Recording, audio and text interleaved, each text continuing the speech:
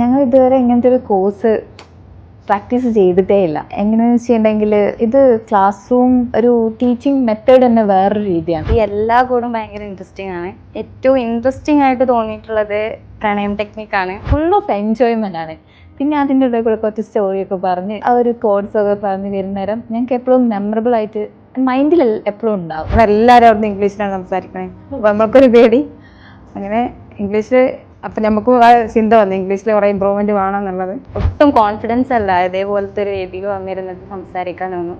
പക്ഷെ ഇപ്പോൾ ഈ ഒരു കോൺഫിഡൻറ്റോടുകൂടി അറ്റൻഡ് ചെയ്തതോടുകൂടി ഒന്നും കൂടെ ഇമ്പ്രൂവ് ആയി. ഫസ്റ്റ് ടൈമാണ് ഞാനൊരു പബ്ലിക്കിൽ അങ്ങനെ നിന്ന് സംസാരിക്കുന്നത്. നല്ലൊരു എക്സ്പോഷർ കിട്ടി, കോൺഫിഡൻസ് ബൂസ്റ്റായി.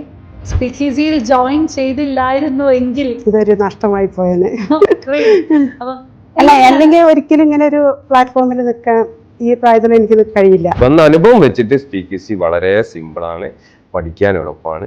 എത്ര പ്രായം സ്റ്റാർട്ടിങ് ചെറുപ്പം തൊട്ടും വലിപ്പം എത്ര പ്രായം വരെയും പഠിക്കാനുള്ള ഒരു അവസരം. ഇംഗ്ലീഷ് പഠിക്കാനുള്ള ശരിയായ തീരുമാനം സ്പീക്ക് ഈസി ഇംഗ്ലീഷ് അക്കാദമി.